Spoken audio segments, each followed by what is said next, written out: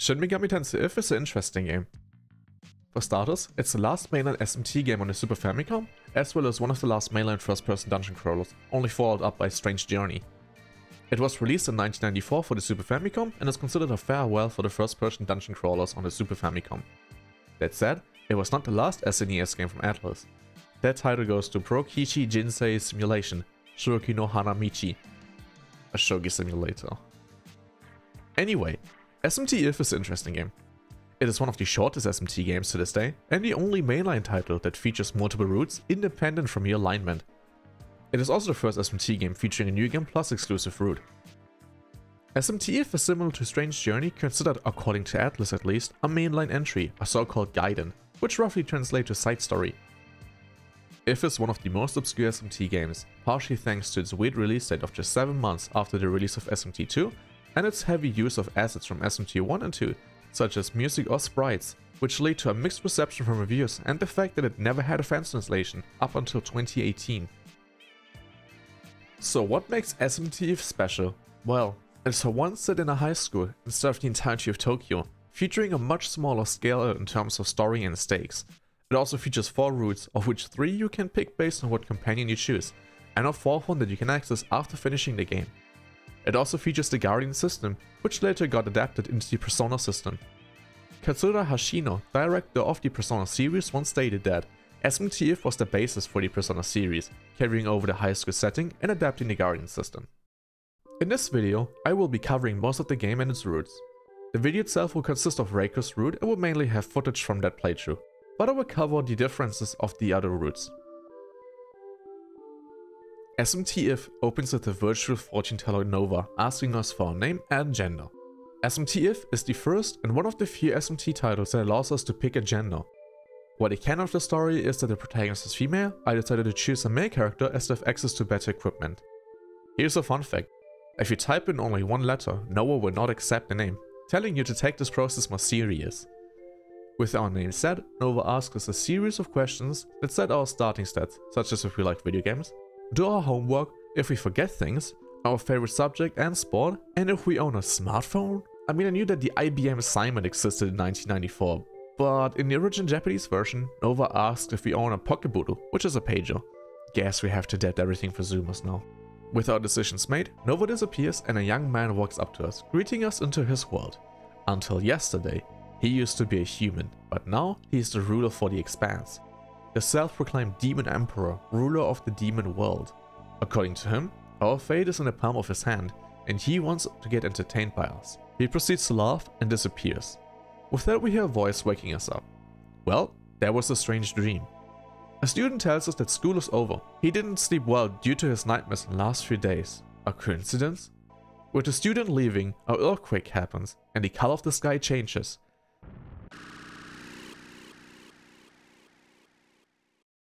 The entire school falls into panic. We leave our classroom where a girl, Yumi Shirakawa, starts talking to us. She has been looking for us as we are trapped inside the school.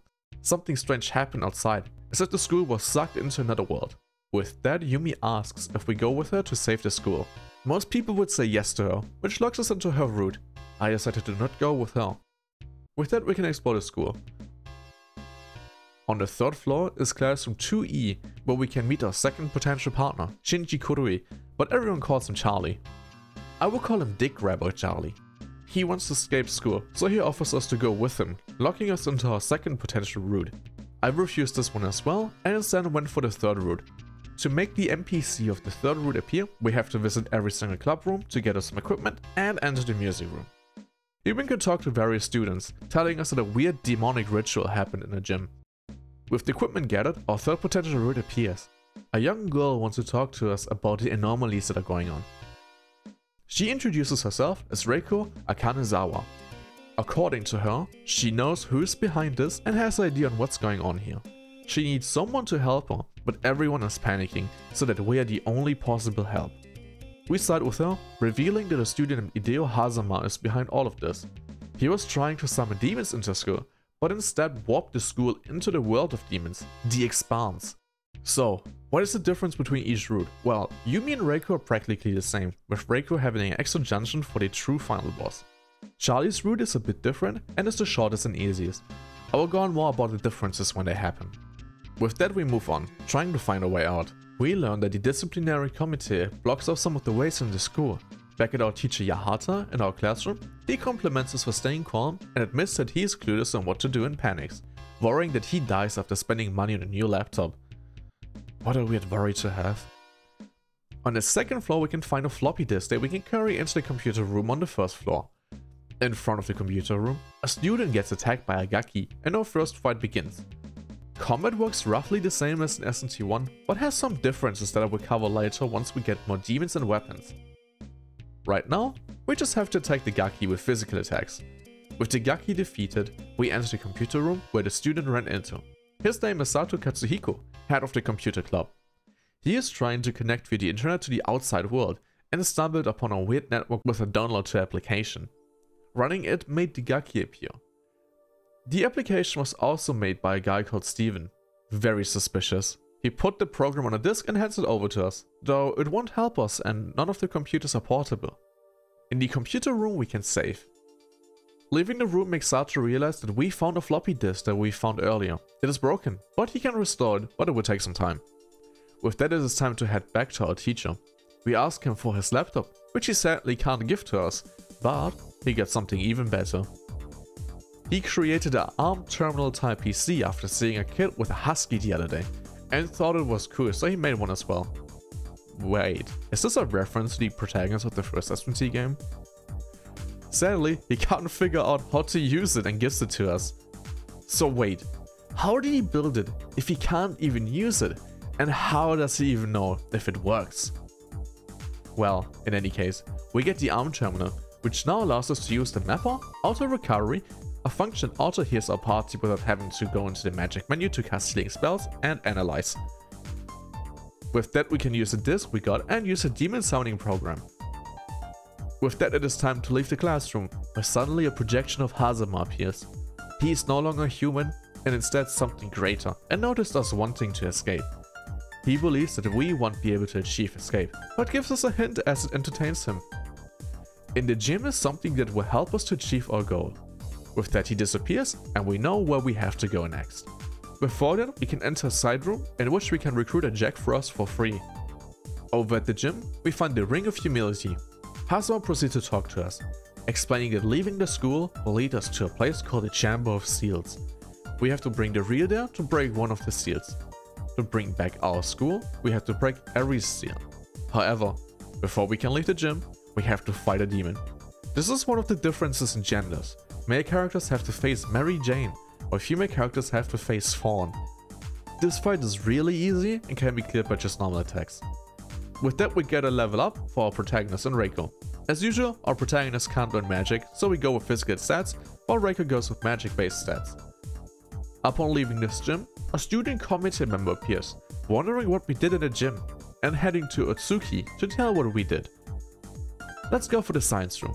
Otsuki is in this room. He thinks that the Demon Emperor and the Ring of Humility are a joke, and that there is no scientific basis that it's okay for us to leave the school. With that he attacks us. Same thing as before, just attack and pray to not die, and Otsuki goes down. Otsuki yells upon defeat that we will pay for it, and there's no scientific basis that we make it back to the human world. Wait, why is our teacher attacking us? Well, with Otsuki defeated, the committee leaves and we can finally leave the school and enter the Chamber of Seals.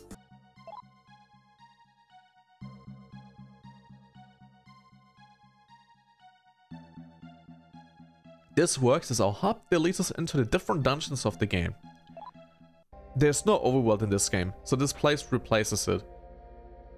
With the Ring of Humility used, the gate to the Domain of Pride opens and we can enter it.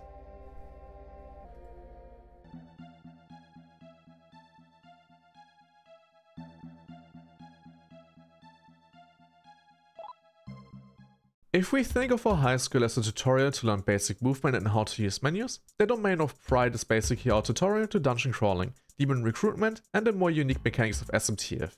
So let's start. Right at the entrance we can find a fairy fountain, where we can spend marker to heal ourselves. While we can technically get free healing in our school, it only heals our human party members, not our demons. For first time SMT viewers, a quick run on marker. Marker in this game, as in every other mainline SMT game, is our currency for shops. One thing in this game is also that we have to spend marker to summon demons into our party. With that said, we have a second currency, Magnetite. This one is used for walking around the dungeon while having demons summoned. SMTF is surprisingly casual when it comes down to marker and Magnetite, and I never had to farm for it. If anything, I had way too many resources throughout the entire game. In any case, let's talk about the Domain of Pride. It's a relatively small and compact dungeon, consisting of 6 floors. The first floor doesn't have too much going on. We have a few random encounters that we can use to get XP and recruit demons, and an NPC telling us that below is a town that we can enter. Demon recruitment is roughly the same as in the games before. The only difference is that, at least from what I think, is that intelligence no longer makes negotiations easier. I am not sure if that's true though. That said, negotiation is still based on your alignment. The alignment system is still in this game, though it no longer influences the story, as the game simply doesn't have any decisions and there's no alignment locked gear. Alignment shifts based on summoning demons. Summoning chaotic demons shifts your alignment towards chaotic and locks you out of recruiting lawful demons, though you can still fuse them and the other way around. As in SMT games before, neutral characters can recruit all demons. Once we go down to the second floor, we enter the town of the Domain of Pride. Almost every domain gets its own town with shops. I recommend grinding out some marker to pick up a gun and bullets. One thing that changed is how ammunition works. Ammunition used to be just an item you can equip that affects your shots. Now it's a consumable. Every shot consumes 1 bullet. Guns that shoot multiple bullets consume multiple bullets as well. So it's important to stock up on a lot of bullets. They hog up inventory space like crazy, sadly. We can also find one of the minigames here, Codebreaker, owned by Mr. Nandi from India. Not sure how a guy from India got into the Expanse, but okay. Here we can earn various rewards. In town we can also find an NPC that teaches us about the Guardian system. The unique thing about a game that is on paper neat, but in practice kind of stupid. After every battle, your human characters earn Guardian points. If the Guardian bar is yellow, you will obtain a weaker Guardian. If it's red, you obtain a stronger one. The fuller it is, the higher the chance is for the Guardian to be a rank above your current one. So how do you get a new Guardian? Well, by dying. Humans in the Expanse don't die. Instead, they get possessed by demons. This influences their stats, and for companions Yumi, Charlie or Reiko allows them to learn new spells. If our companion dies and we clear a fight, they get revived. If we die, we get a new Guardian and get kicked back into the entrance of the dungeon. On our way out of town, we encounter a statue of Hazama, welcoming us to the Domain of Pride. We enter this place on our own to escape the Expanse. That according to him is a form of pride, that we think that we are capable of everything and that we will learn that we are powerless here. Let's prove him wrong. A second floor is full of various NPCs teaching us mechanics or telling us that the demon Vine made a vow to the demon Emperor Hazama and took the Ring of Restraint on him. On the third floor we find various chests full of goodies, and on floor 4 we will find a geyser and doors that we can only walk through from one side. Geysers are a new thing to SMTF. They allow us to go back to the entrance of a dungeon, as long as it's not new moon. On the 5th and last floor we find more doors that we can walk through from one side, and finally Fallen Vine.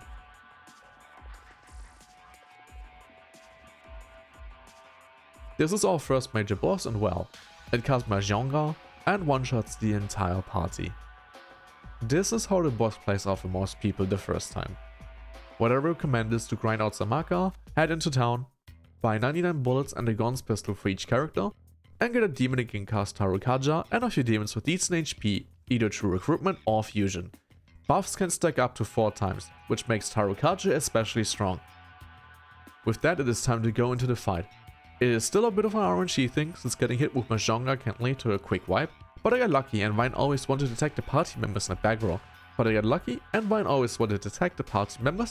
row. With physical attacks, which it can't reach.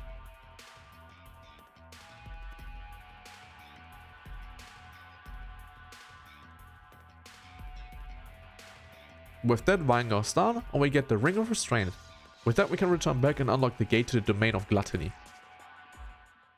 The Domain of Gluttony is probably my favorite dungeon of this game. It got some great music. Listen to this.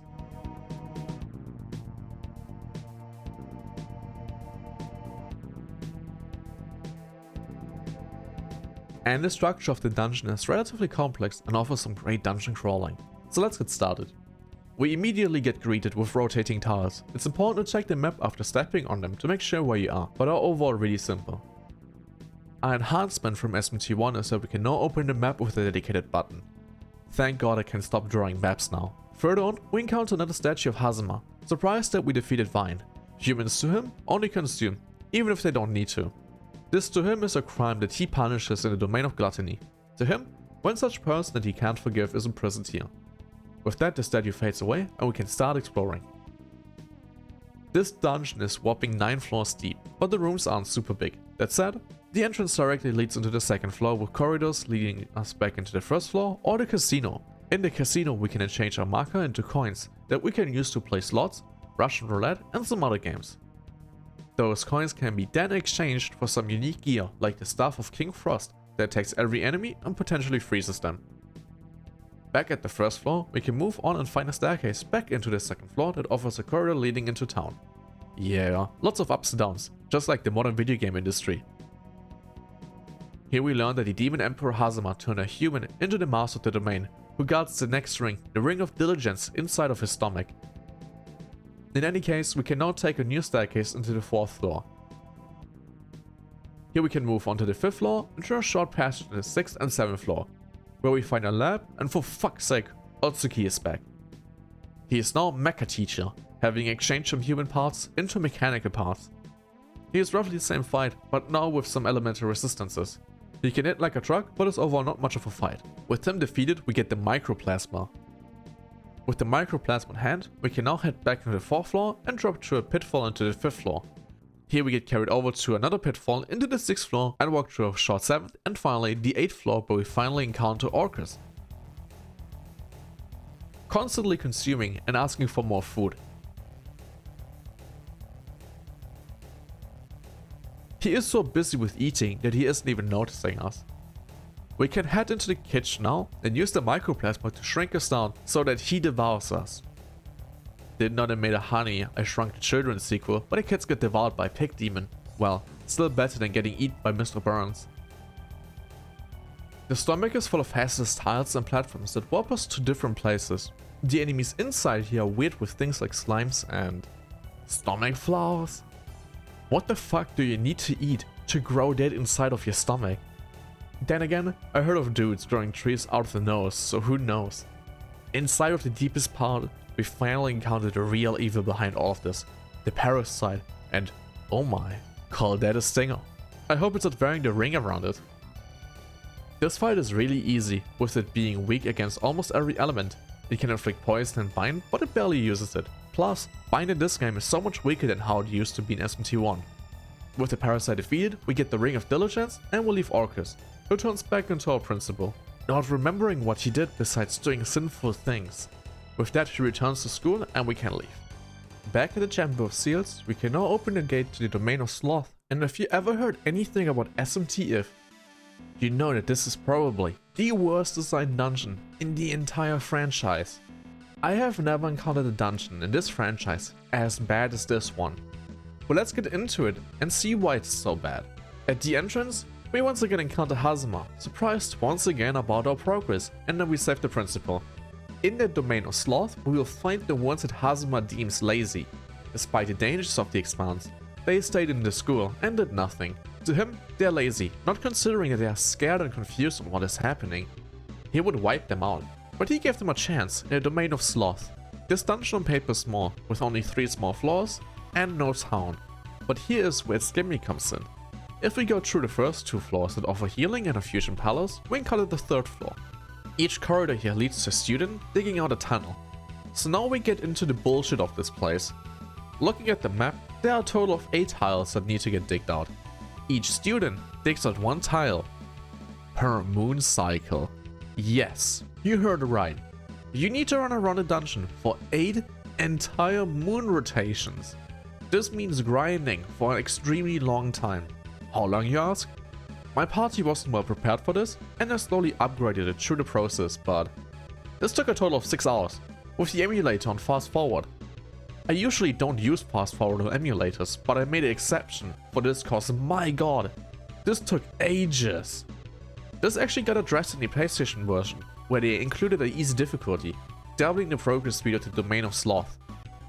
With all the ways digged out, we can finally pick up the Ring of Tolerance. Yes, this ring is not locked behind a boss. That said, there is an optional boss, Balan, But this one is really easy, and in grinding Fate Moon Cycles leads to being very overleveled. I entered this place at level 17 and left at around level 32. Before we unlock the next domain, we can return back to the school. When trying to enter the PC room, we encounter Sato getting attacked once again by a demon. Remember the disc we gave him? Yeah, there was a demon inside of it. Cerberus. We can find Cerberus in a storage room. If we defeat it, it joins our party. This is great, as Cerberus is at level 43. We technically can't use it because it is above our level, but Cerberus is exception and a great power boost at that. With that done, we can finally head into our next dungeon, the Domain of Envy. This dungeon is weird, but let's take it one step at a time. At the start we encounter another statue of Hazama. Impressed by us and Reiko working together, he mentions how human bonds are feeble, and this is getting tested soon. This place has a lot of one-way doors and tiles where your vision gets blocked. This effect is much better compared to SNT1, but it still makes me dizzy. Further into the first floor, we encounter a student calling out Reiko. He has been waiting for her. Suddenly, Reiko gets excited for him and leaves our party. Hazama proceeds to laugh at us, stating that Reiko doesn't need us, as anyone would be enough to be her partner in trying to escape. Yes, this dungeon's gimmick is that we don't have access to Reiko here. This sucks massive balls. Further on, we find a staircase leading us into the town where we can stock up on new gear. Stuff should be decently affordable, as the Domain of Love gives a decent amount of money. Back at the first floor, we can go deeper into the dungeon and find a staircase leading upstairs into a room full of tiles that transport us around the room. Finding the correct tile leads us back to the first room and towards the staircase up again, with one of the most annoying gimmicks in this game. Remember the tiles that block our vision? Yeah, this time we can't even open the comm chart the entire floor. This means no demon negotiation and no map. Time to get that pen and paper back out of the trash can. This floor is luckily decently simple and leads to a floor with again no comm and some warp tiles. This place sucks, and I 100% understand if people use a map for this. Warps without a map is really disorienting, especially if things look the same. If you're lucky enough, you find a staircase leading you into a floor with mainly dark tiles and warps, but we can luckily use a map again. This floor is important, as it has a secret weapon you can find, the Hino Kagetsuchi, the best weapon in this game. But you can't just easily pick it up. You need one of 3 specific guardians, Azeroth, Odin or Shiva. You cannot obtain this weapon in Ball Grabber Charlie's Route. So I haven't really talked about Charlie's Route, so let's catch up on that before we continue. Back in the Domain of Love, you obtain the Ring of Kindness and Self-Tolerance, leading into the Domain of Wrath, a huge dungeon with tons of teleporters. Here they find Charlie's classmate, Ryuichi, who is trying to find his girlfriend Akiko. Your protagonist wants to help Ryuichi, but Charlie refuses and leaves the party, as he sees no reason to help someone else. Later you reunite with Charlie, who wasn't able to find the next ring to escape, and you find Ryuichi and Akiko, who have been turned to stone. Hazama tells them that breaking the statues will turn them back into their normal forms. You can decide on if you do that or not, but no matter the choice, Charlie smashes the statue and kills the 2 in the process. With that they get the Ring of Unselfishness, head back into the Chamber of Seers where they face Utsuki one last time and get teleported to Hazama. They fight and win, and Hazama allows them to leave, but also tells them that they eventually meet again, and that they will not be able to survive their next encounter. With that, the protagonist and Charlie wake up in front of the massive crater, the school is still gone, and them being the only survivors. Officials blame that a gas explosion destroyed the school, and everyone forgot about the incident. The protagonist and Charlie spend their days enjoying life, as they know that Hazama eventually will come back. Charlie's route is the shortest and easiest route of the game, and thanks to Charlie's selfishness, the most uninteresting to me. Okay, back to Reiko's route. The next floor is a rather short floor with a few more dark tiles, and after that comes the final floor, where we finally find Reiko, who no longer needs us. She apparently only needs the guy next to her, for he does everything for her, while we did nothing for her. She proceeds to leave, and we get a question. Give up on Reiko? If you answer with yes, you just end up getting kicked back at the entrance. If no, you end up fighting Lilith, the boss of this domain. Lilith reflects ice and lightning damage and gets reduced physical and range damage.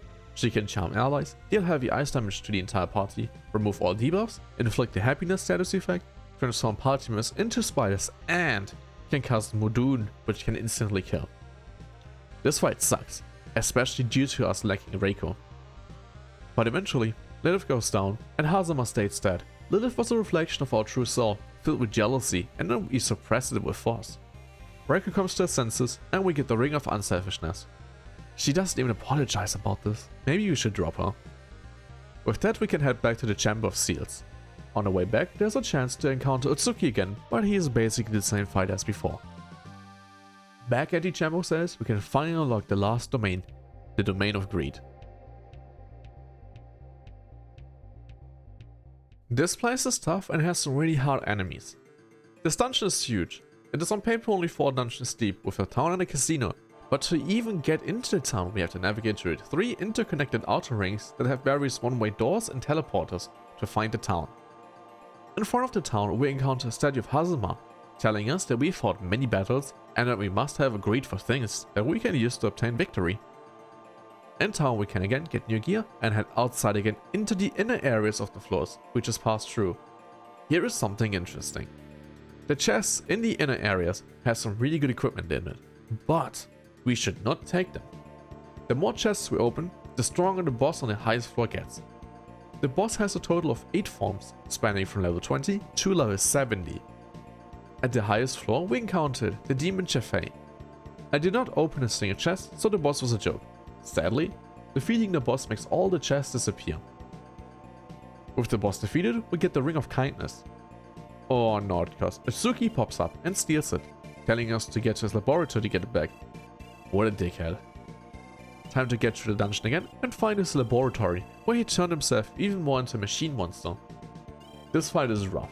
Utsuki can deal huge damage to almost the entire party, and is pretty tanky. With him eventually defeated, we get the Ring of Kindness to give Utsuki for the last time and can return to the Chamber of Seals. Using the ring here for once does not open a new door. Instead, we get walked back into our school where a new floor opened up. This is a reflection of Hazama's soul, which is completely empty. This is a couple more floors containing more warps, one-way walls, and doors and trapdoors. This dungeon contains some of the strongest enemies in the game. At the very top, we finally find the room where Hazama put up his domain. Hazama greets us. We are the first humans to reach this point. There's nothing here, as he doesn't need anything. Everything to him is useless garbage. After his speech, he transforms into the Demon Emperor and the fight starts.